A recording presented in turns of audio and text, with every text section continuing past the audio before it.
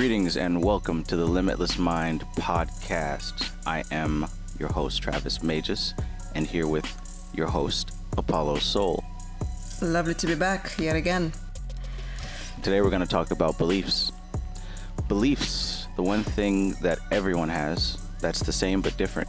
Same in structure, but different in content. And this is where things start to get tricky, because everybody believes something.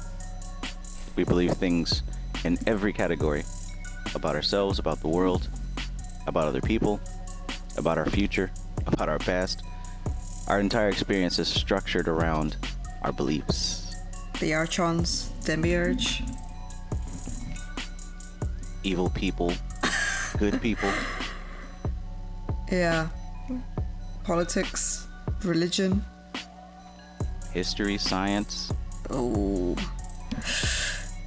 All sorts of stuff. Dinosaurs. Dinosaurs, right?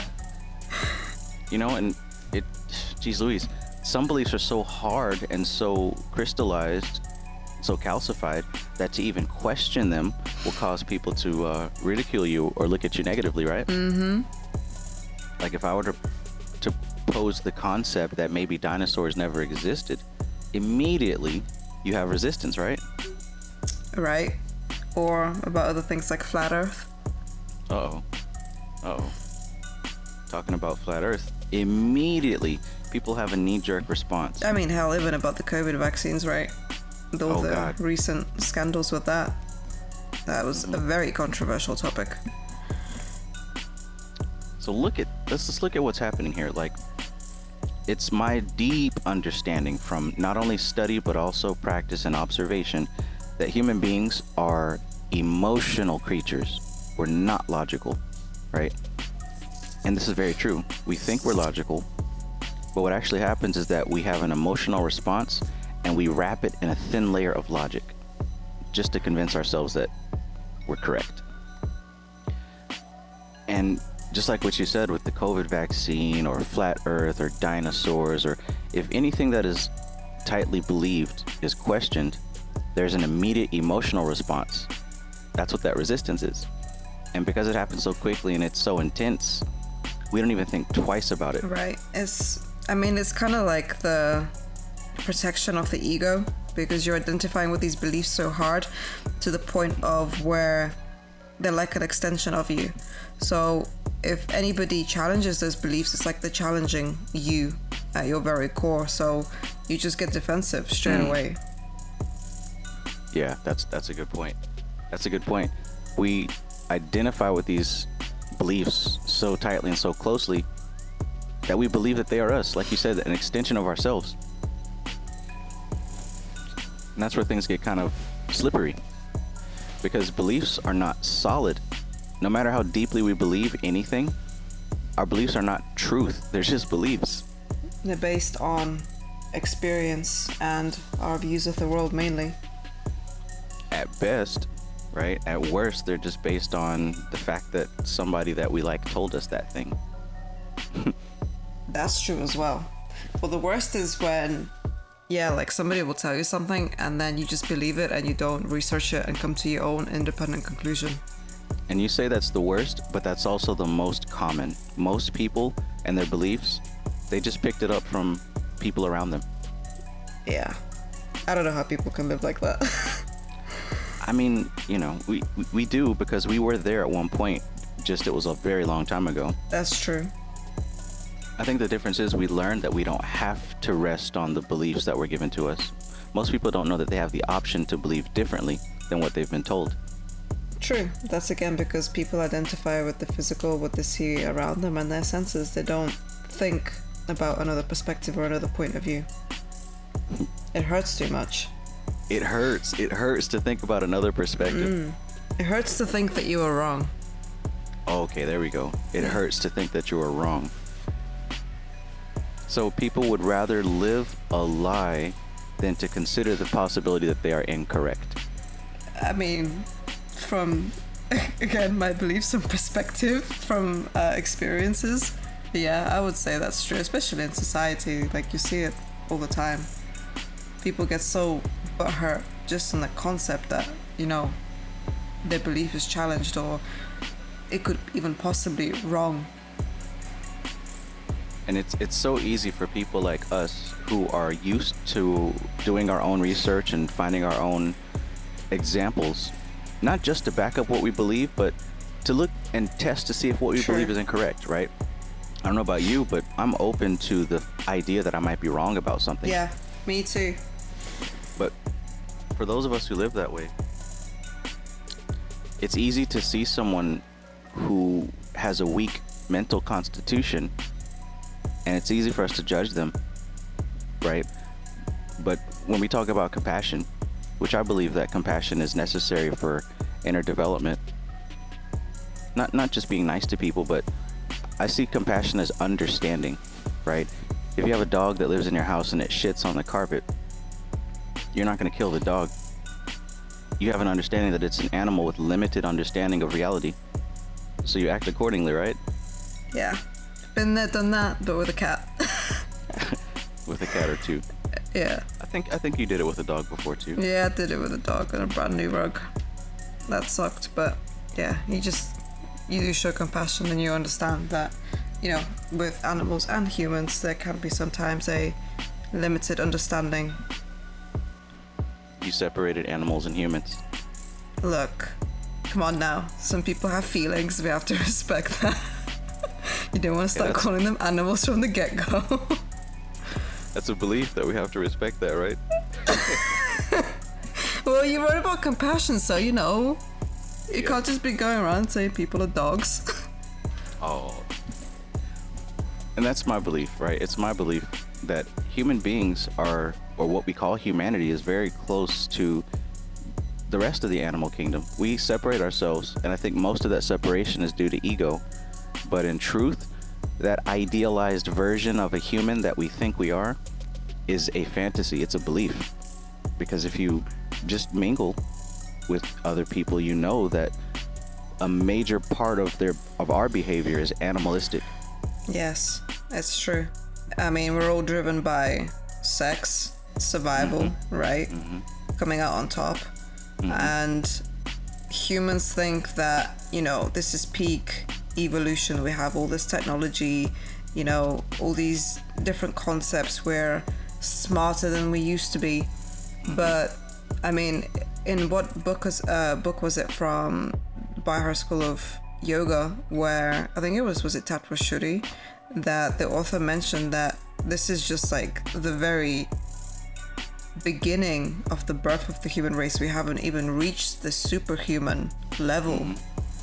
So to think that we're better than everybody else and we're at the top of the food chain is, I mean, it's kind of embarrassing, really, when you break it down and you see the patterns and the programs that operate us every single day.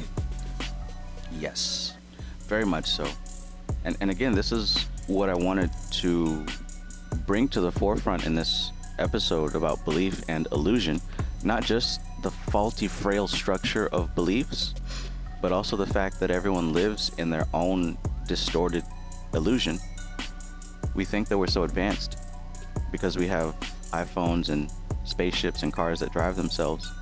But we forget that none of us had anything to do with those things. They were all given to us. Yeah, that's the thing as well, though. Like, everything has already been created, right? Creation is complete. People can just only channel these concepts, but yet they will take all the credit and be like, well, no, I came up with this. And, you know, it's easy to see how, because, you know, this is never explored, and it's a tricky concept, but when you study it more and you know the laws on which reality operates, you know and you understand that everything has been created and we're just channels or transmitters, if you will, for these concepts. Like, before Steve Jobs even existed, before he even created the iPhone, the blueprint for the iPhone already existed. The blueprint already existed, and it has always existed, right? Yeah, exactly. Nothing new under the sun, right? Nothing new under Tifereth. Right. And for those of you who might be new to this type of thinking, when I say that it's always existed, what I mean is it's an abstract idea, right? Nothing in this physical plane or this emotional plane is created. Like what you said, Apollo, it's received. We don't make anything down here. we only, just like what science will tell you, energy cannot be created or destroyed, it can only change form. So for someone like Steve Jobs to have an idea like the iPhone, it was received by following a certain train of thought. So when I say it already existed, what I mean is that there's a place, there's a state of consciousness that exists outside of time and space. And for people who are able to tap into that, it is referred often to as a spiritual plane, because it isn't physical, has nothing to do with your emotions, has nothing to do with your thoughts. It's kind of self-evident. But yeah, that's a good point. The fact that these things are already existing in a different state. When we research yoga and even Kabbalah, these type of concepts are seen to be in their seed state, in a dormant state. Just like there are some seeds that can be kept in a package until they're activated, right? You can plant them and water them and give them sun, and then they start to grow. But before that, they're just a dormant seed. So how would you explain that concept to somebody who, you know, is brand new to hearing all of this? How would you explain that this is just the effect and everything has already pretty much been created? It's just in another angle of perception, if you will. I would explain it in two ways. One way would have to do with you having some experience with this. The other would be for you not having any experience. So for someone that has had experience with this kind of thing, I'd relate it to a time where, say, you've had an idea, right? Maybe for something that would make a cool TV show or a cool cartoon or a video game. And then before you know it, an actual game or movie comes out that's the same idea. You know what I'm talking about? Yeah. Yeah. So it's like, if you don't know any better, you might start thinking paranoid thoughts like, oh, they're taking my ideas, right? But when you think about it with some maturity, that probably isn't the first time that it's happened to you, and you're definitely not the only person that it has happened to. And I think that has to do with the fact that these ideas, they exist, and when the seed is ready to blossom, it blossoms in fertile soil. So it just so happened that you who had the thought was in alignment with that thought. So the soil was your mind. But also someone who had the capability to produce that idea, they were in alignment with it as well. So whose idea really was it? True.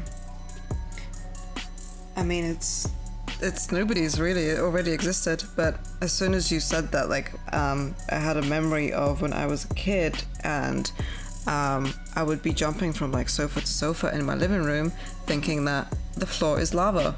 And I never heard that concept before. I just moved to England, but I was like, okay, the floor is lava, and I can't touch it. And I had to jump from sofa to sofa, and then I was absolutely mind blown, like years later, to see that it's an actual thing, and it's now a TV show as well. But before that, I have never ever been exposed to it. This was like, what, early 2000s? Was that even a thing then? I don't know, but that's a great example of it. Oh yeah, I think that's been a thing since the 80s. But still, the fact that you are a child and it just comes to you, like, it's almost like it's a natural thing to do, right? Especially because when you're a kid, you're way more receptive to all of this stuff, right? Mm-hmm.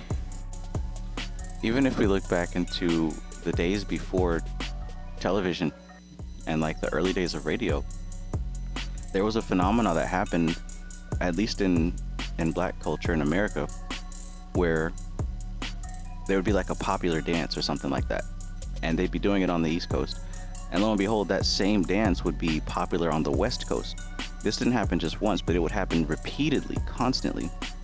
And one can say that somebody traveled from one area to the next, spreading it like Johnny Appleseed, but these things kind of happen simultaneously, like when the songs came out. Right. So, I had an interesting experience today, and my question to you is, what would be the difference, or how would somebody kind of know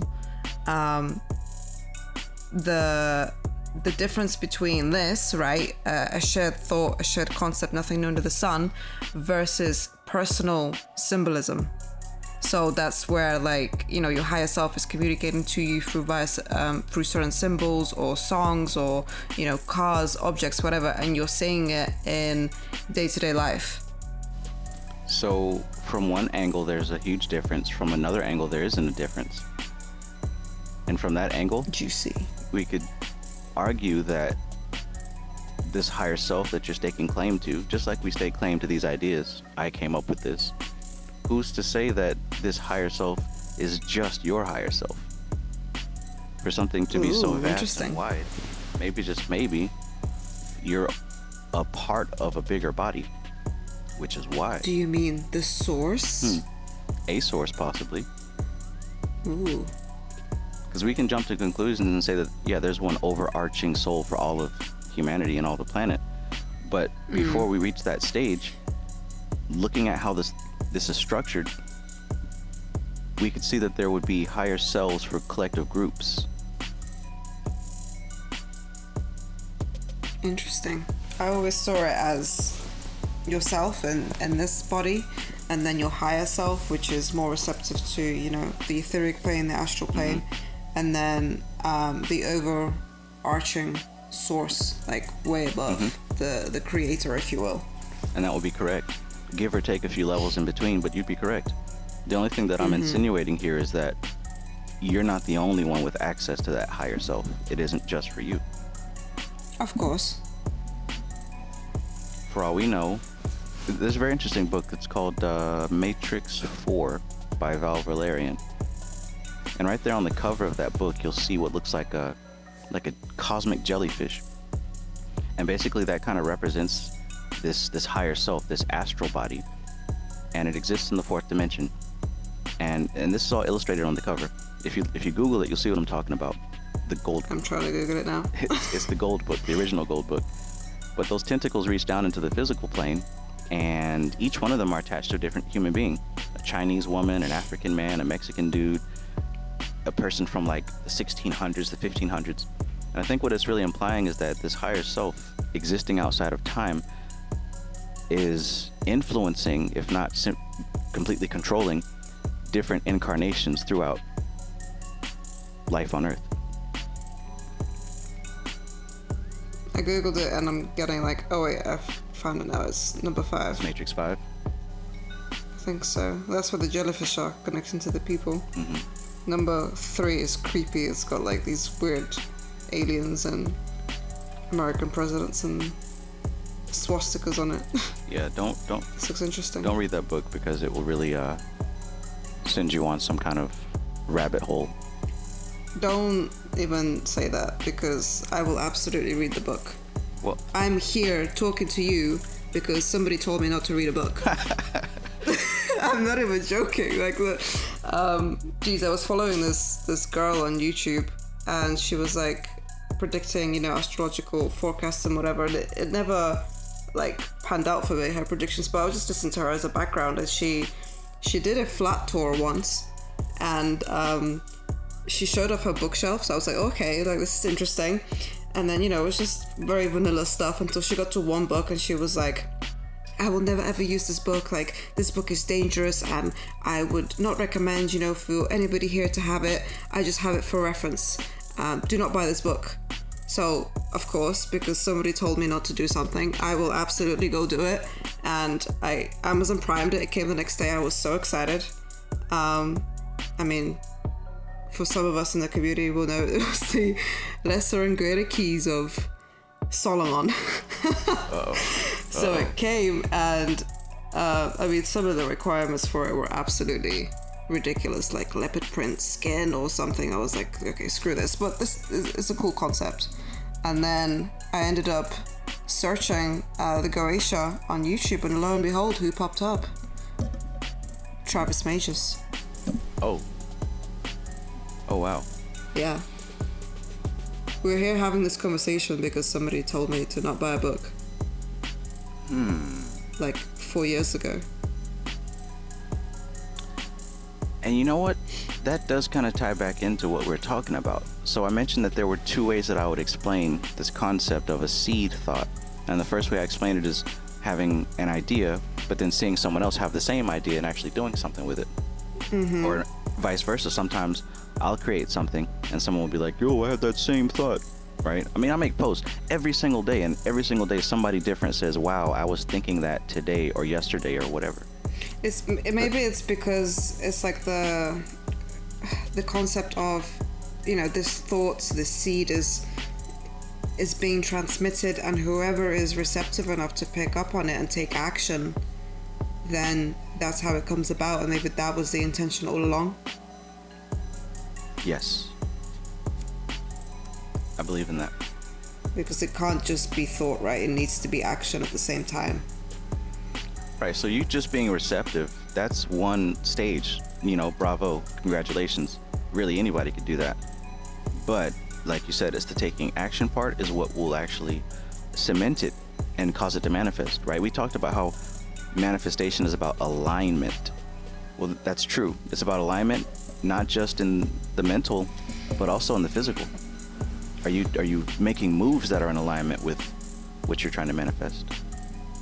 No, I'm sitting on my sofa all day affirming that I am great and I'm wise and I will be a millionaire without doing anything and everything. Ah, yes. Armchair that's certainly a frequency. Yeah. So the other way that I would explain that concept would be kind of like what you mentioned about how you were watching a YouTuber or whoever that was, and she showed off her book collection and you saw the book and then you went down a rabbit hole and here you are. So at least between you and I, there's been plenty of experiences where things seem extremely synchronistic, right? Mm-hmm. I remember a few years ago when I first started doing my membership group and we'd have our meetings every Thursday, there was a girl who really wanted to do a podcast with me. And she was also an Aquarius. And it was kind of going to be about general things, but she wanted to focus more on having a feminine perspective of the occult. But it didn't quite pan out because somebody else brought the idea of a podcast to me and it sounded better to me. And I think she got offended. So she kind of disappeared after that. But anyways, it's almost as if this idea was kind of floating around already. But the ingredients and the atmosphere was just right for it to take birth, right? Yeah, the soup started to boil. So the other way that I would explain it is to look back at your life, right? For someone who doesn't believe in this or hasn't had any experience with this, look back in your life and look at the chain of events. Look at where you are today. And then look at what led to this. What was the very last thing that had to happen for you to be where you are? And then continue that train of thought. What happened before that? What had to happen before that? How far back can you go to really trace the origin of your behavior and who you are? Right, and then you start asking yourself, are you just going with the currents and the flows of, everything around you, or are you actually making conscious choices? But it's probably very unlikely that most people are making conscious choices. It's extremely unlikely that anyone is making conscious choices who's not doing this inner work. Yeah. If you're not spending time every single day in self-reflection, contemplation, or doing something in that realm, you are 100% on autopilot. Driven by your animalistic desires. And that's not me being judgmental, because I don't know you, and I don't care what you do. But just observing the behavior patterns, if you're literally not becoming conscious of the unconscious influences of your life, you are 1,000% ruled by those unconscious influences. That's a fact. That's not even a belief anymore. Planetary alignments. Oh yeah, the astrology and your third house stellium and karma, destiny. Yeah. Which these things are very real. Karma is very real. Destiny is very real. Astrology is very real. But what most people don't understand is a lot of people, we have these programs built into us that by default cause us to see reality incorrectly. One of those programs is either or, this versus that. Many people can't think outside of duality. They think it has to be this or that. But in truth, the world isn't like that. It's not cut and dry. Sometimes it can be both. Sometimes it can be destiny and free will. Yeah. I found from personal experiences, it's always good to just remain neutral and then tweak yourself to whatever that, you're getting exposed to, whether that's information or a certain situation. And then that kind of helps you grow and progress in life, because you're not fixed to one concept. You're not fixed to one identity. You're able to detach from not just the physical, but from your internal beliefs as well. And then that's how you see progress. Yes. Neutrality is key, mainly because neutrality is what the ancient yoga masters talk about as far as non-attachment. To be able to experience reality without being affected by reality. Or should I say, being able to experience the external world without being affected by the external world. So, a lot of people, that are kind of getting into spirituality and occultism, they're very big on manifesting, right? And it's the same as kind of when you go a little bit deeper and past the quote unquote love and light, you get to the Goetia and people use Sitri for sex, or Yun for money, or payment for, success or whatever. And that's because, we can assume and safely say that they're unhappy in life, and, they're like, whoa, like newfound power, let me change stuff, let me manifest all these things. So in regards to quantum physics and the laws of the universe, like the things that I've been reading is kind of insinuating that you can escape destiny and you can, be more in control of your life if you maintain a solid belief system, right? You have a good, strong self-concept, you know the clear outcome of what you want, and you feel gratitude for having those things that you want, but you are not attached. Would you agree with that? And would you say that that is the recipe for, bringing about things that you want to have a better life, to not suffer? Or would you say that it is still a mixture of doing those things, but sometimes it is truly unavoidable that, you are carried by the tides of life? I think it's a good, healthy mixture. And ultimately, it depends on your level of non-attachment, because even if you recognize that there is some free will, and you also recognize that we're carried by the tides of life, by the time you reach non-attachment, it doesn't matter. Because both free will and fate kind of boil into one thing. Interesting. That's how I work my magical paradigm. I don't think of having a tight control, right? For example,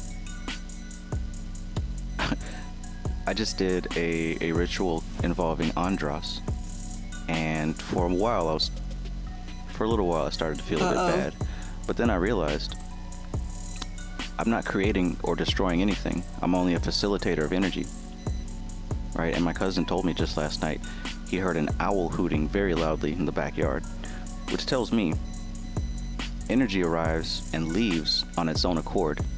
And on the physical plane, we're simply just facilitators of that energy. We don't cause anything, we just facilitate. So to attach to the action, to the cause or the effect, is to literally incur karma upon yourself. But to understand that you're just a vessel for what's going to happen anyway, that's how you avoid attaching new karma. Okay, so you're saying that you do what you gotta do, but as long as you're not attached to the outcome and you understand that you're just a radio signal in a way to transmit what it was inevitable, then I'll put it this way. That's okay. It was going to happen anyway, and maybe it was best that it happened through me, because maybe another way might not have been as conducive to the paradigm. Interesting. It's also funny that you mentioned owls, because today I came across an owl feather randomly. That's cool that you know the difference. Are they puffy at the bottom or something? Yeah, with very specific stripes. That's twice, because I went to the park 2 days ago and then I found another one. I was like, oh, okay, cool, and I put it in my pocket and it must have fallen out while I was walking home, and then I came across another one today and I was like, strange coincidences. I'm looking them up now. They do have a nice striped pattern. That's interesting. Yeah. And even still, when we talk about working with spirits, no matter what class you call them, there's a lot of people that still believe that we're dealing with monsters in hell. or some kind of strange alien creatures in another dimension. Now they're completely wrong, but at the same time they're not, because there's a level where these things are conceptualized as incarnate beings, but the levels keep going. So past that level of belief that this is a living, breathing thing, past that level is the reality that this thing is just a pattern of energy, an algorithm, just like the weather. Yeah, that's pretty much how I see it. Like, I guess because I came from a religious background, I used to kind of, especially when I came across the Goetia, I was like, oh, okay, there's definitely these 72 entities, and you can, reach out, and if you do, this a certain way, then you can hear them and whatever. I never did hear or see them in any of the rituals that I did, but then afterwards, through my own learning, I came to the conclusion that they're not necessarily real to me. They're just states for my mind to switch to. Same with deities, like upon studying the Vedic and stuff, when I first started getting into it in 2020, it felt too religious-y for me. All these deities and, all these quote unquote worships, and I was like, okay, I'm not into this. But then when I changed my perspective and started to see them as, again, states for my mind to focus on, to reflect, that was a more productive concept. Felt a little bit religious-y. Yeah, definitely. It was like, remember, what was it? If you say this mantra like 1,008 times or something a day, then you get like prosperity and stuff. And I remember I was listening to it on replay, and then I was like, what? Like, this is too much. Oh yeah, you're talking about the Sri Landarya. Yeah. Soundarya Lahiri. Yeah, I would like wake up, listen to it before work, during work, and listen to it while I was asleep. And then I was like, okay, like, why am I listening to this, but I'm not taking any sort of action? I'm not getting any inspiration. Like, this isn't working. This doesn't feel right. It felt a little bit too pointless. But again, we touched on it in episode 1. It's the same principle for me. Like, with rituals and stuff, they don't have that same weight anymore, because whenever I go to do it, my mind is like, again, probably because lazy, but it's also like, this is pointless, because you can just, focus and anchor your belief and then change things that way. Which is exactly the same. It's just we're using different language, but the process is the same. When we talk about magic, it is not as complex as people have convinced themselves. It's a simple process of going into trance, assuming a belief, and returning back to the normal state. That's it. And there may have been too much sauce, but I trust that hardly anyone will understand that, so I feel confident in saying it. They'll understand it eventually. and not understanding it because it's complex and super intelligent, but it's almost unbelievable in its simplicity. It literally is. I know, because state and belief, right? It is. That's it. It is. And you're not going to understand that until you understand it experientially. It's not enough to logically experience it. Like I said, humans are not logical creatures, they're emotional creatures. So instead of trying to beat that, instead of trying to be something that you're not, learn how to communicate with your emotional self. And maybe in that process of communication, you can educate and mature your emotional self so that it can be more logical. So, talking about, entities and, them being states versus them being real. I remember a long time ago, me and you were having a conversation about angels and how they're definitely not portrayed, well, they're not anything close to what Christianity portrays them to be, right? And they can seem a little bit maybe sinister. What would you say that angels are? Would you again say that they are states of consciousness, or would you give them some sort of other meaning? Maybe they belong to the realm of states of consciousness, but the meaning is the same as what I said before. These are algorithms of energy, algorithms of influence, algorithms of manifestation. So even what we consider ourselves are algorithms, right? You're not a person. I'm not a person. There's a physical body here that is moving according to karma. There are emotional patterns that are moving. There's mental patterns that are circulating. And as we expand, the house that you live in, the neighborhood that you live in, the city, even that's an algorithm, because everyone in the city is doing the same thing every day. Yeah. So it's like a machine. If you continue to expand that, it makes bigger patterns. America is a pattern. Europe is a pattern. Africa is a pattern. And you keep expanding to the point where these larger patterns can be named and identified. So when we're talking about angels and archangels, we're not talking about wheels with eyes and wings. We're talking about massive patterns that affect many things. With the wheels with eyes and wings, would that possibly be a potential yantra? That is a yantra. That is a symbol. And the beauty and necessity of that is it gives us an anchor and a handle for us to focus on the concept. So the same way that numbers don't inherently mean anything, right? You see the number 5, that doesn't mean anything, but it's a handle that allows us to conceptualize 5 individual things, or assign personal meaning for personal development and growth. That too. Oh, it means change and stability, right? It's just a symbol. 1111 means an angel is talking to you. Right? Or 1111 might mean that you have to poop. Damn, I've never heard that one before. It can mean whatever it means. Based on belief, right? I can't just simply say that. I would have to back that up with experience and pattern. It's all about pattern. This dimension is all about patterns. As you said that, especially about the angels, I imagined like pockets of energy with their own patterns that, we can just tap into and use. Interesting.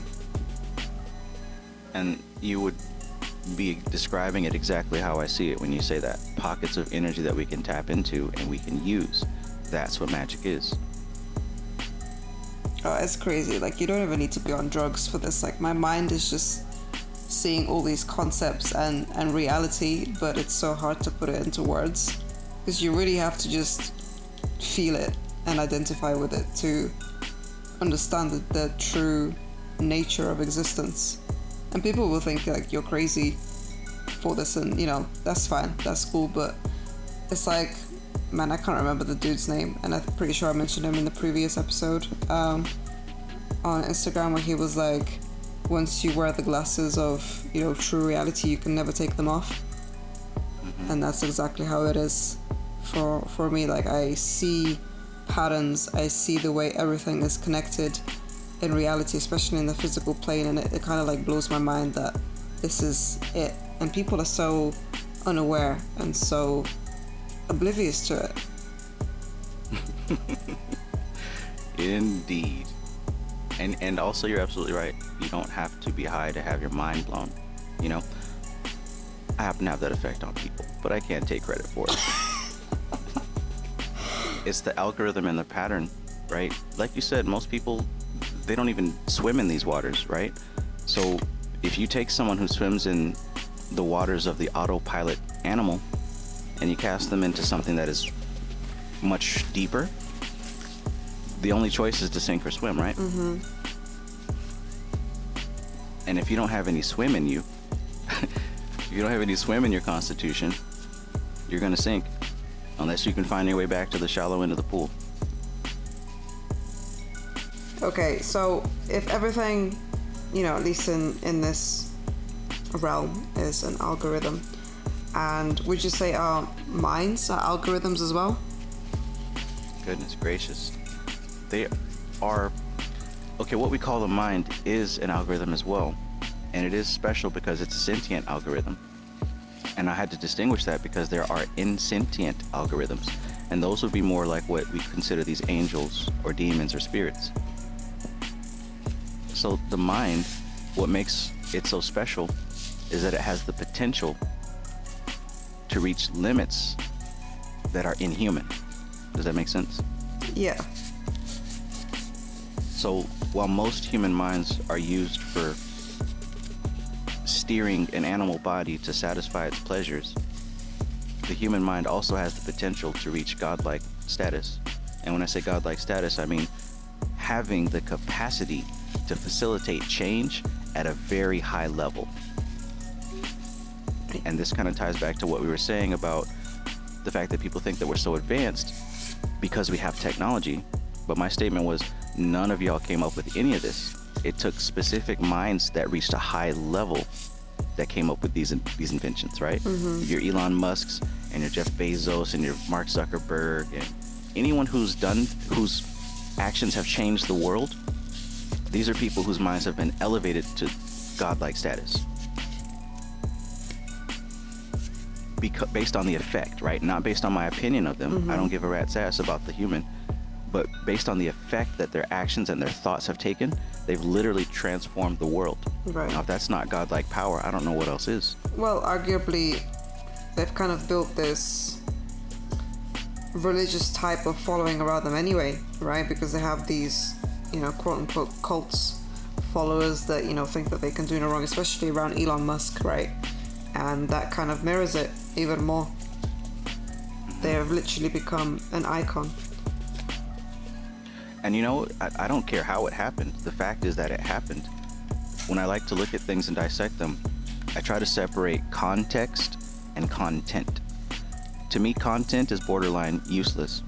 I mean, it's good for entertainment, and like I said, it's good to have a handle to conceptualize. Mm-hmm. But when you focus on context, then the content can be interchangeable.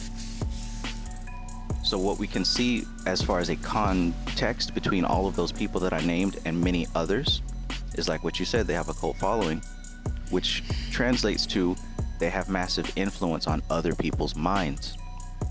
So now they're not just using their own mind. It's like a massive computer system. They're using the database of many minds. Hive mind. There we go, right back to the higher self shit, right? Even an egregore, right?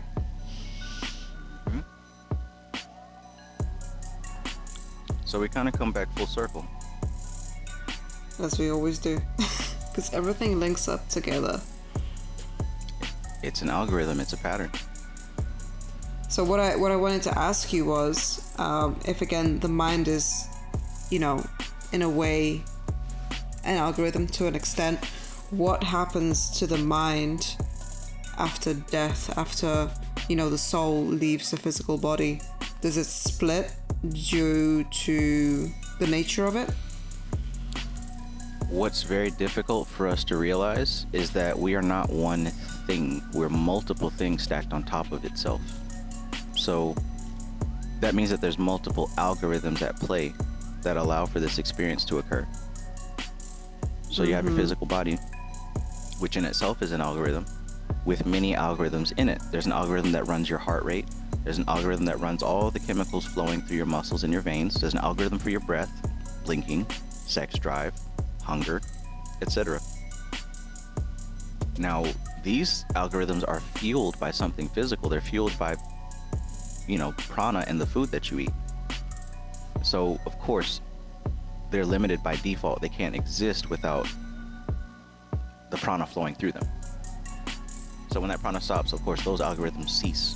They cease for your individual experience. But at a wider scale, they continue through everything else that's alive.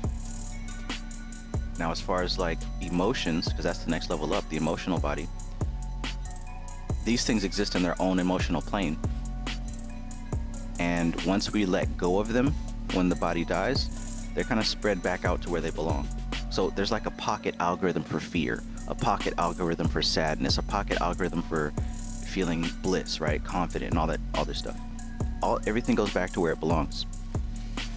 And the higher up we go, we start to see that these higher levels, they were never here, right? So if you get up to the mental level, you start getting to the conceptual aspect of the self, the idea of you. That doesn't so much disintegrate because it never really incarnated. It was only reflected in the physical plane and reflected in the emotional. And then of course, when you get up to that highest level of the soul, of the spirit, that absolutely never incarnated here, so it doesn't cease to exist. Does that make sense? Interesting. Yeah, so the the soul, would you say, is a projection because it never existed? The soul just is what it is, but there's an idea of what we call ego. There's an idea of what the Vedics call ahamkara. And basically when matter is in the vicinity of this soul, it begins to take shape. It basically, we can say that soul is a collection of every pattern that can possibly exist and doesn't exist and will not exist. So when it is in the vicinity of matter, matter has this function of replication, and it picks and chooses the algorithms that it aligns with, and it begins to manifest them. So in other words, everything below the spiritual level is only an imitation of what it saw in the solar level. So essentially, ego is Prakriti's version of the soul. Yes. Right. And honestly, the soul is Prakriti's version of what she's replicating. So, and you mentioned emotions, and I kind of had my mind blown again because I was thinking, like, it's really strange how we're able to perceive them. And when you, at least for me, when I zone out, it's strange that we're able to feel these things. Like, where do these emotions come from? How are we able to transmit them, express them? And you mentioned the emotional plane. So is that the origin for emotions in humans? Yes, this astral plane or emotional plane is where the emotions reside. And when I'm talking about emotions, what I'm talking about is the after effect of the emotion. Because the true spiritual emotion, that's on an even higher plane. But just for sake of conversation here, this astral plane, this emotional plane, you can think of it as, imagine you fall from heaven, and as you're falling down, you're falling through different layers of density. And your hands are out and you're reaching and you're grabbing for something to hold on to. And every time you grab something, you get heavier and you bring it with you. So it's like, as we've fallen through the mental plane, we've grabbed a hold of certain ideas and brought them into ourselves. As we fall through the emotional plane, because we have our mental algorithm structured, we start to pull certain emotions towards us that fit that algorithm. And then as we incarnate in the physical plane, we draw towards us a family, parents, a body, an appearance, all based on what we've pulled down from these higher planes. And then when we leave, they all return back to their origin. Wow, that's incredible how we start from pretty much, nothing and everything, and quote unquote not suffering, right? And as we go down during the fall, it gets heavier and denser, and we have to climb all the way back up. For anyone who's interested in this, a good book to read is called The Cosmic Doctrine by Dion Fortune. Now, it is very advanced, but if this is something that you'd like to learn more about, you can read that book. Adds to Amazon basket. But notice how also we say that this reality is an illusion, and we say that when you die, you leave this all behind. Well, that's exactly what's happened just before incarnation. And who knows how long this took? This could have taken millennia, or it could have happened in a flash, right? Falling from this high state and grasping everything on the way down to the point that we had to incarnate. Because here's the thing, there's no desire in the higher levels, because we are what we desire. We're already there. But when we start to incarnate and we start grabbing a hold of these thoughts, these ideas, and these emotions, we're actually separating from source. And we're learning to desire the things that we think that we don't have. So when the physical body dies, there's an opportunity to realize that none of this stuff actually was us or belongs to us at all. That's why detachment is so important. I read a interesting proposition from somebody earlier where they suggested that the reason that we come back to Malkuth is because the source, right, or the original energy wants to know itself. And the reason that we exist as a whole is because it needed that comparison, right? Because ultimately, if you're just always happy and you've never experienced sadness, how would you know what happiness is? So that concept alone is kind of like it was a little mind-blowing again, because you know, we come down, and then those of us who are more kind of like, you know, spiritually inclined or coming from religion, we have this concept of destiny, right? And we think like, oh, you know, everybody has their own destiny, and we believe in a certain thing. And the principle, right? Because, you know, the source might want to know itself, and then as it trickles down, and you know, there's all these different humans and all this different consciousness, it's like a different knowing for every different person and a different life. So it seems that, you know, this person was suggesting that you come down and, you know, you have to experience certain things and go through certain things that are personal to you, so then ultimately you and the greater consciousness can know itself. Yes, and that is a very popular belief, and I've heard that many times, people saying that, you know, we exist because God wanted to experience himself. And I used to believe that too. And this particular episode is about belief and illusion. And if you were to ask me what I thought about that, I would say that philosophy is borderline bullshit. Because when you really consider source, it doesn't desire anything. And it's not even separate from pain. It's not even pure bliss and pleasure. It's all of that. Of course. So, and even further so, incarnation isn't even a reality. This is an illusion. Source has never left its place. The only reason we're experiencing this is because the attention of Source is on matter instead of being on itself. Mind-blowing, truly.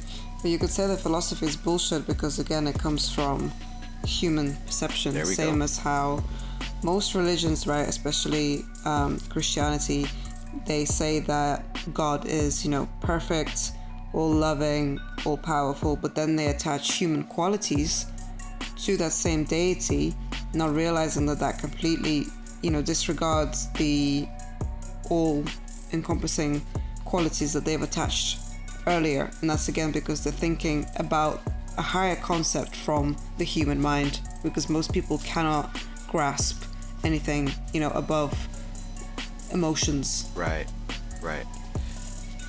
Which is, again, why I say time and time again, we're not dealing with adults, and we're definitely not dealing with mature individuals. We're dealing with emotionally immature children and grown bodies. And again, you can say that that's my opinion, but I challenge you to go out and just conversate and observe the people that are in your spectrum.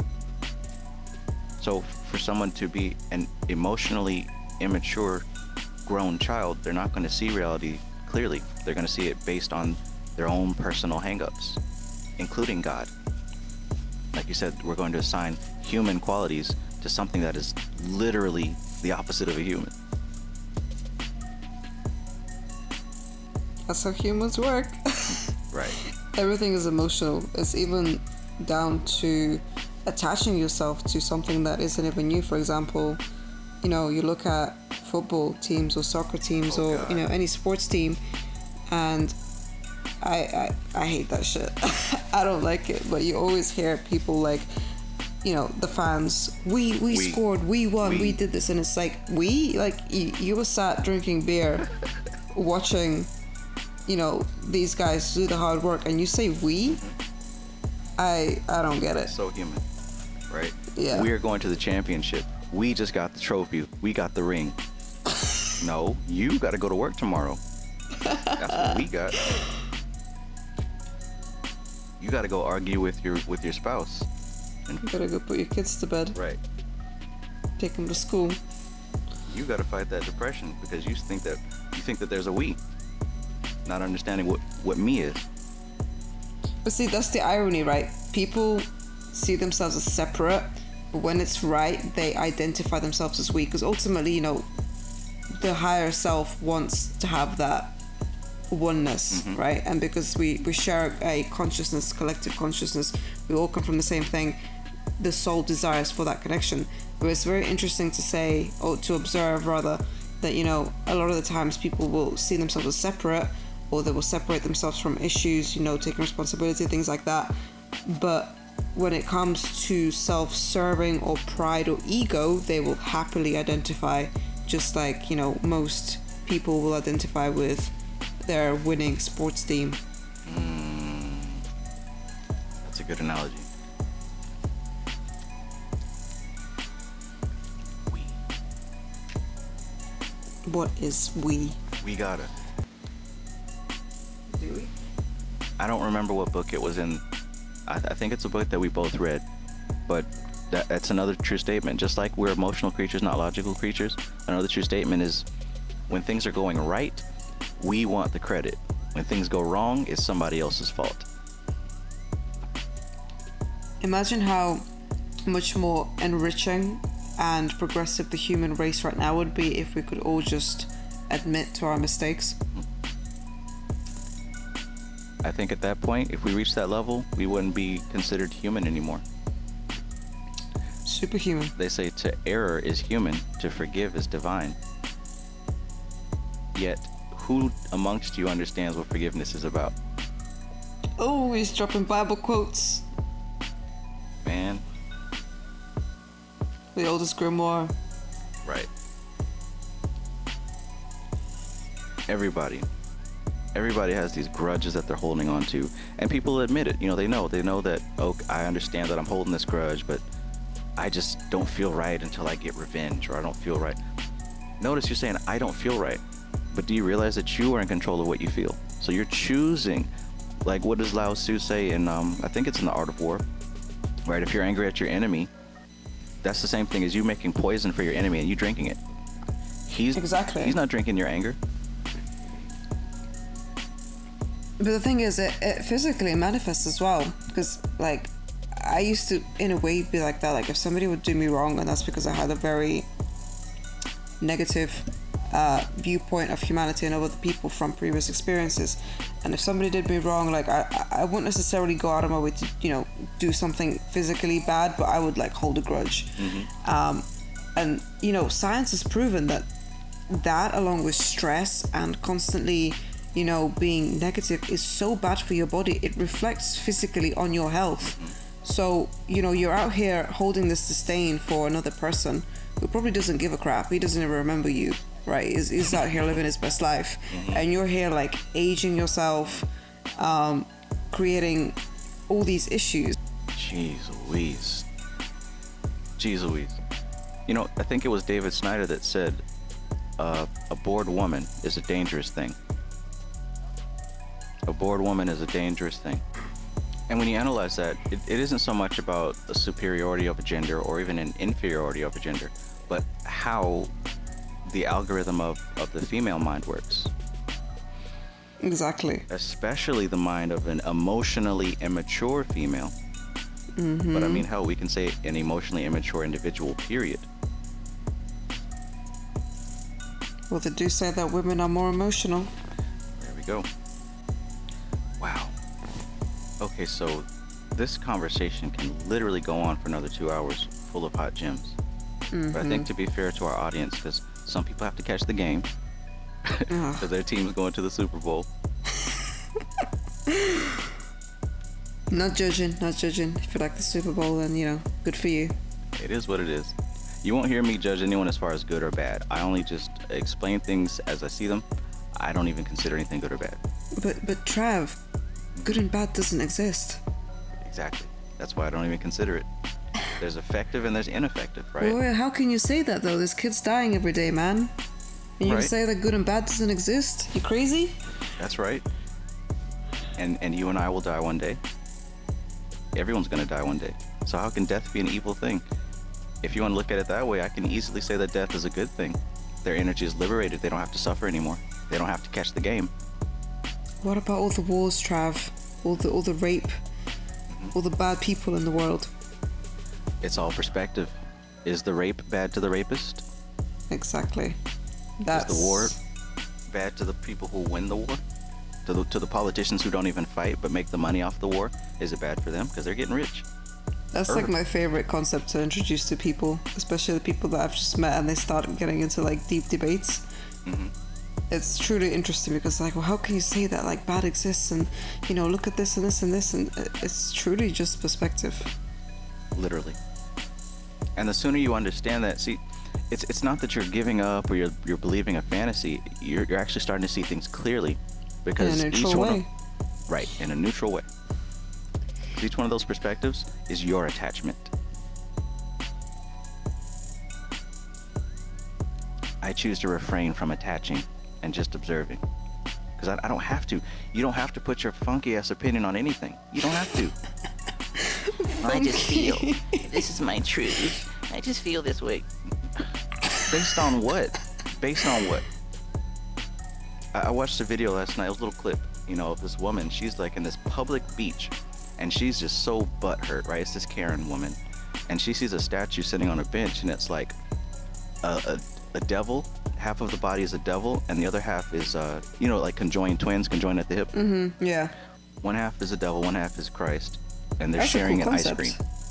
And she's sitting here with the phone like, I can't believe people would think that this is art. We should tear this down.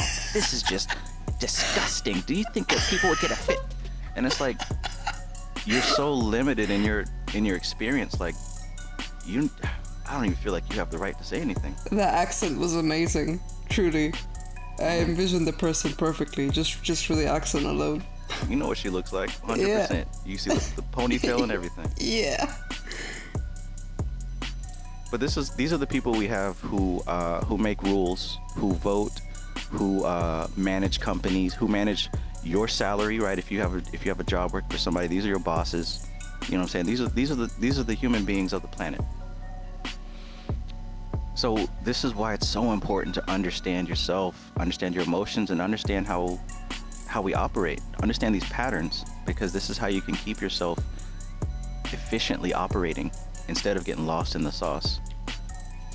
Don't get lost in the sauce. I know we can keep going, but one of the things in childhood is like, even with our parents, right? We grow up and we just have this belief that our parents are perfect. They can't do anything wrong. Yet when we realize that they too are emotionally immature grown children, that's terrifying, right? Because we put all of our trust and our faith in these people who we thought were going to raise us, but they're dealing with their own stuff. Likewise, it can be kind of scary to trust somebody, even though they're in the midst of doing you wrong. It causes cognitive dissonance because you thought that this was a good person, and it takes a long time for you to finally break off because you just want to see the best in them, not realizing that what you're seeing is the best of them. Oh, that's deep. So, this was the Limitless Mind Podcast. We talked about belief and illusion and just how deep it actually goes, right? It's not just something separate. This is what we're made of. This is what our experience is made of. But anyways, thank you for tuning in. We both appreciate your time. Absolutely. And you can catch us on the social medias every single day. You can find me if you just type in LVX777 or Travis Magus. And you can find me on Instagram under _ApolloSoul_. Yes. All right, guys. So thanks for tuning in. Catch the next episode because this actually gets much, much better as we progress. And you don't want to miss anything that we're going to talk about because it's relevant to you and it just may save your life.